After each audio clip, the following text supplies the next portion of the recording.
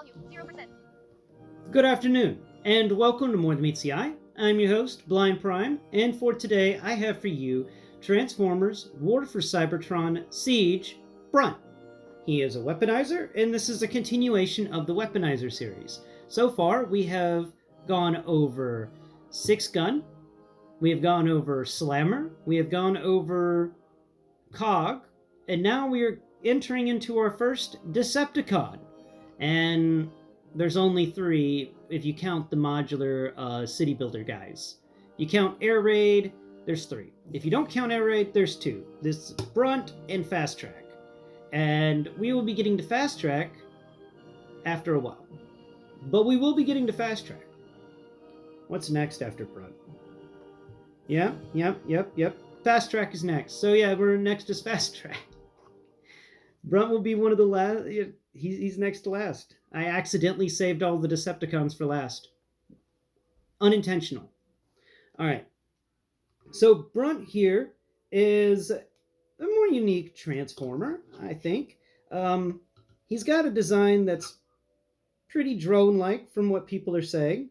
And his face doesn't really have much to it. It's not really that much of a face at all.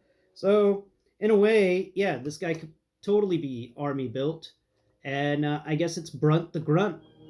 You need a bunch of grunts, get Brunt. I know, it's kind of brunt to just outright call him a grunt like that. He comes with this little gun. I think this is the gun he comes with. And he comes with a barrel extender. I'm pretty sure this is the barrel extender he came with. And this will actually fit into one of his siege ports. It will not fit into his hands because he's got clamps. And a missing arm. He's got the clamps. There we go. Put that arm back. Yep, he likes to clamp things. He's a big fan of the clampers. Yeah. Mafia bot may want to hire him in the future. You know, make clamps a little unnerved. And it makes clamps clamp more whenever clamps believes that his clampers are at risk of being fired. Futurama reference there for you. Alright, so he doesn't have hands, he's got clamps, which makes it articulated hands because you can actually pick up one end of these clamps and you can clamp him down on something. So let's find something to clamp him down on. Is that a bumblebee I see? It is a bumblebee I see. Bumblebee, your hand, and whatever you were holding is gone now. Alright, your hand, can it fit into the clamps? Can they get you? Can Bumblebee get clamped? Bumblebee can get clamped. The clampers can clamp onto Bumblebee, but not very well.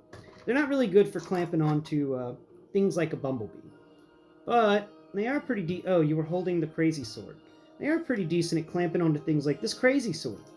You just put it in there. He clamps down. He grabs it. So it's kind of cool when you have a an entire line of toys based around the weapon ports and weaponizers and all sorts of weapons and other things. You get a lot of weird parts and things. So it's cool to have kind of an army builder style guy who actually has clamps that can pick up some of these items, but not by their siege ports. Can literally just carry them around like, you know, they were just an item to be carried. Can he do it with his gun? I think he can even do it with his gun.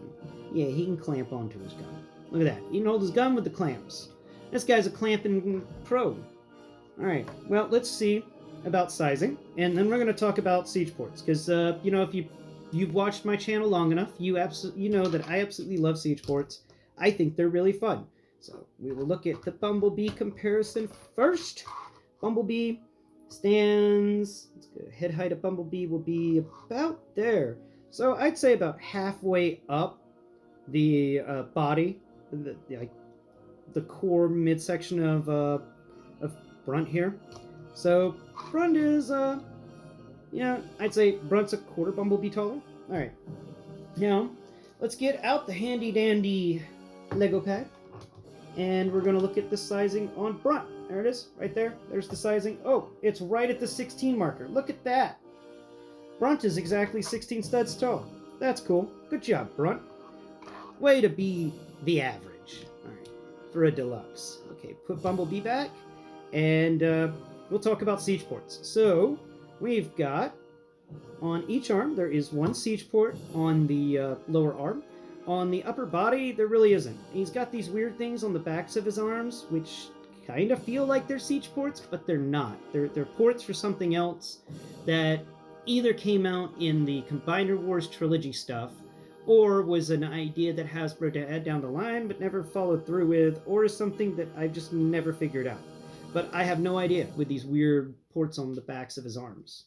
So that's only two so far. On his back, he's got the weird spinny mechanism for his uh, weapon, his vehicle mode, and you can peel that off, and you get 1, 2, 3, you get 4 siege ports back here, and that's a pretty good number, 4. But then you have nowhere to put this thing, so this thing kind of just sits there, and it does keep him together a little easier. All right, so that's 2 siege ports, 4 if you remove this the spinny doohickey off his back, 5 and 6 counting his upper thighs, because his upper thighs have siege ports, and then 7 and 8 if you count his lower legs. His lower legs have siege ports as well. And then if you count his feet, he's got one. Only one. He's only got one in 1 foot. So that makes it a grand total of 9, which for the siege line, 9 is on the average scale. 9 to 10 is generally how many siege ports you get. So this guy barely comes through with the average on siege ports. Posability now is something else. He's got decent posability, and he's also one of the more unique weaponizers because of his legs. Oh, crap. All right, so he's got decent posability, and get that leg back in there. There it goes. Okay, so decent posability, and move all over the place from his waist. You can get the movement 180 360 degree rotation with his shoulder. No up or down movement with that shoulder, sadly. And his upper arm can go up and down, and he has a 90-degree elbow that barely gets a 90 because of the weird stuff around his body. But yep, that's it. This is Brunt the Grunt. He's a decent weaponizer. He's definitely not the best weaponizer. And tune in after the Weaponizer series, where we'll be lining these guys up and giving you an overall my thoughts are on them after I've covered all of them. And get your weapon back. Okay. For his weapon, there's also a little storage bit back here on his back. I'm just going to showcase that real quick. Where this bit that he's a microwave weapon. He shoots microwaves or something like that. Anyway, this round bit in the back can actually fit his gun pretty well. And then the gun barrel will just stick up over his head. And then you can kind of rotate this thing around. So it looks like the gun barrel is kind of a sword or something like that. But that was something I wanted to mention. And yeah, that's about all I have to say about Brunt when it comes to his mode here. He's a decent transformer. This is a decent robot mode. It's not the best robot mode, but then again, there are worse. And he does have decent head movement too. His head can spin. It can't rock back and forth, but it can look up and it can kind of look down. So there you go. All right.